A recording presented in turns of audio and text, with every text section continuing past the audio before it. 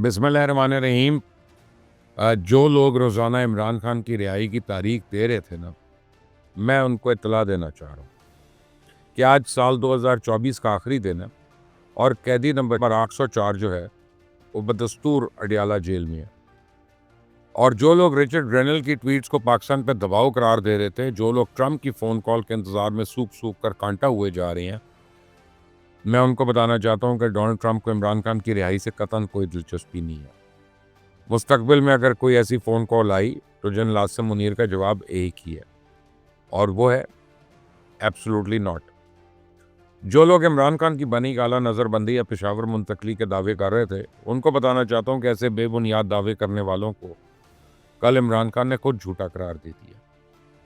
जो लोग PTI और हुकूमत के दरमियान मुज़ाकरात से उम्मीद बांधे बैठे हैं, इनको मैं खबर देना चाहता हूँ कि बहुत जल्द नाउम्मीद होने वाले हैं। इन मुज़ाकरात का कोई नतीजा निकलने वाला नहीं है।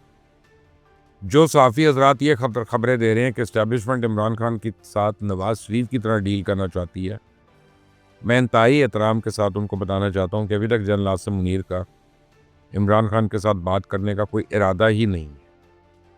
मेरी खबर तो यह है कि फ़ौज का अभी तक ना तो इमरान खान से किसी डील का इरादा है और ना ही जनरल आसिम मुनीर इमरान खान को कोई ढील देने पर आमादा है।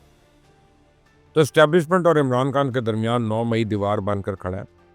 जब तक इमरान खान 9 मई की साजिश रचाने का एतराफ़ नहीं करता, कौम से माफ़ी नहीं मांगता, अपना आमिराना रवैया तर्क नहीं करता, जेल उसका मुकद्दर है। इक़्तिदार के दरवाजे उस पर बंद हैं और वो किसी भी सियासी अमल का हिस्सा बनने के लिए यूं ही तड़पता रहेगा। 2024 के आखिरी दिन की सबसे बड़ी खबर यही है और यही नविश्ता दीवार भी है। इमरान खान इस नविश्ता दीवार को पढ़ चुका है, इसलिए मुज़ाकरात के बहाने सियासी निज़ाम में घुसने की कोशिश कर रहा है। कल तक यही हुकूमत इमरान खान की नज़र में जाली थी, तब तक इसे उम्मीद थी कि शायद इस्टेब्लिशमेंट उसकी फरियाद सुन ले, लेकिन जब इस्टेब्लिशमेंट ने इसे कोई लिफ्ट नहीं कराई तो फिर उसी जाली हुकूमत को असली हुकूमत करार दे के उनके साथ मुज़ाकरात करने बैठ गया। अब कहाँ है फॉर्म 47 वाला बयानिया? क्यों नहीं होती अब चोर और डाकू की तकरार? कहाँ गया वो मुतालबा कि हमारी सीटें हमें वापस करो? ये मायूसी का एतराफ़ नहीं तो और क्या है कि इमरान खान 2025 को हकीकी आज़ादी का साल करार दे रहा है। और मेरी चुड़ैल तो बता रही है कि अगले साल हकीकी आज़ादी का नहीं बल्कि हकीकी निजात का साल होगा। और इस इंतजारी टोले ने पिछले कई साल से पाकिस्तान को जिस हिजान में मुब्तला कर रखा है, आने वाला साल उस हिजान के खात्मे का साल है। 2025 फितने से निजात का साल है, सियासी इस्तेहकाम का साल है, मुआशी इस्तेहकाम का साल है और इंशाल्लाह अगले साल पाकिस्तान आपको पाँव पे खड़ा होता दिखाई देगा, तरक्की की मंजिलें तेज़ी से तय करता दिखाई देगा। SIFC ने तरक्की का एक 10 साला रोड मैप तैयार किया है। इस उड़ान पाकिस्तान के मंसूबे को हकीकी आज़ादी के नारे से गुजर पहुँचाने की कोशिश कामयाब नहीं होगी। हुकूमत 2 जनवरी को PTI के साथ मुज़ाकरात का दूसरा दौर शुरू करने जा रही है और इमरान खान ने हुकूमत को 2 और मुतालबात पेश किए थे। पहला था 9 मई और 26 मई के वाक़यात पर जुडिशल कमीशन का क़याम। दूसरा था सियासी कैदियों की रिहाई। अमली तौर पे तो ये दोनों मुतालबात नाकाबिले अमल और नाकाबिले कबूल हैं, क्योंकि जुडिशल कमीशन में इमरान खान को अपनी मर्जी के जज चाहिए और रिहाई सिर्फ अपनी चाहिए।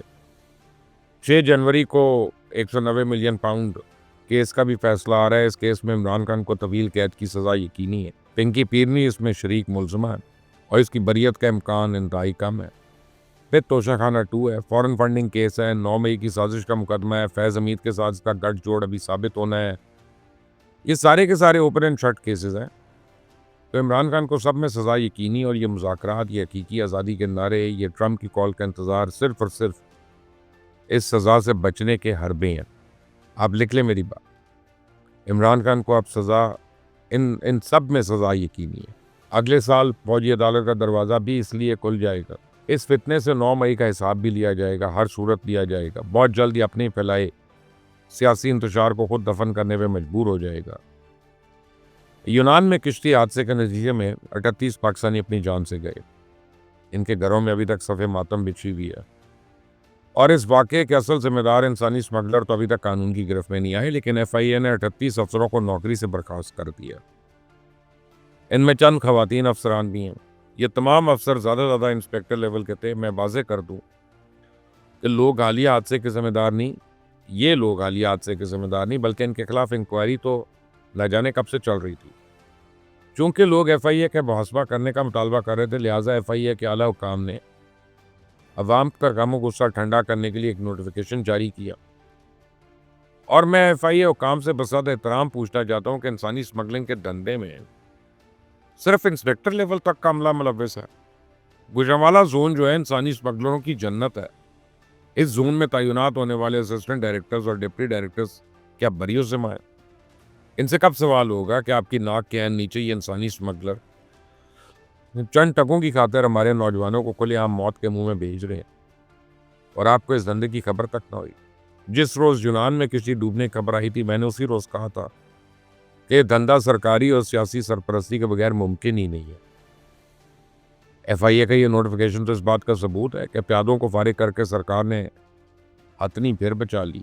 FIA जब तक अपने इदारों में मौजूद इंसानी स्मगलर्स की इन सरपरस्तों के खिलाफ क्रैकडाउन नहीं करता, तब तक तो ये घिनौना धंधा बंद नहीं हो सकता। बेरोजगारी से तंग हमारे नौजवान यूरोप की सर्द समुद्रों में यूं ही डूबते रहेंगे। पाराचनार में अमन और अमान के क़याम के लिए माहिदीन का जिरगा अभी तक फरीकैन के दरमियान इस अमन मुआहिदा करने में नाकाम है। पाराचनार जाने वाली वाहिद सड़क भी बंद है और पाराचनार के अवाम से इज़हार यकजहती के लिए लाहौर और कराची में लोग धरना दिए बैठे हैं। 18वीं तरमीम के बाद अमन और अमान सूबाई हुकूमत की जिम्मेदारी है। सूबाई हुकूमत का रवैया यह है कि वो सारी जिम्मेदारी अमन जिरगे पर डाल के खुद को बरीजुमा समझ रही है। कभी कभी तो मुझे हैरत होती है कि अली अमीन गंडापुर की बेइज्जती पे। इसके सूबा जो है सूबे का एक ज़िला 2 महीने से जल रहा है। वहाँ लोग एक दूसरे पे हमले कर रहे हैं। आम शहरियों के पास ना खुराक है ना अद्वियात।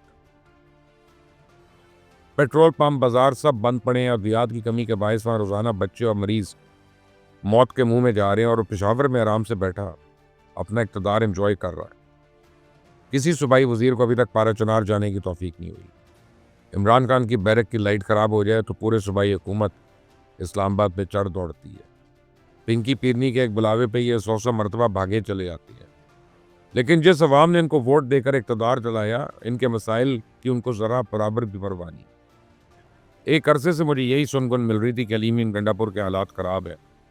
बतौर वज़ीर आला उसकी परफॉर्मेंस से ना सूबे के अवाम मुतमईन है ना उसकी अपनी जमात के लोग। मुझे तो यूँ लगता है कि पाराचनार अली अमीन गंडापुर का वाटरलू ना बन जाए। ये एक टेस्ट केस होगा। अगर ये फरीकैन के दरमियान इख्तलाफात ना ख़त्म कर सका, इलाके में अमन व अमान ना कायम कर सका, रास्ते ना खुलवा सका, तो फिर शायद इक़्तिदार के दरवाजे ही उस पर बंद हो जाए। इससे पहले कि देर हो जाए, इससे पहले कि वफाक और इस्टेब्लिशमेंट किसी हतमी फैसले पर पहुँच जाए, वह इंतहाई कदम उठाने पर मजबूर हो जाएं, अली अमीन गंडापुर को बतौर चीफ एग्जीक्यूटिव अपनी जिम्मेदारियों को समझना होगा, डिलीवर करना होगा, अवामी मसाइल के लिए आगे बढ़ना होगा।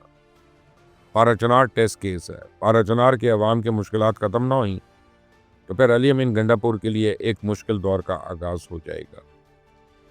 इस चैनल को देखते रहें, सब्सक्राइब करें, बेल आइकॉन को प्रेस करें। अपना ख्याल रखिएगा। अंटिल द नेक्स्ट टाइम, अल्लाह हाफिज़।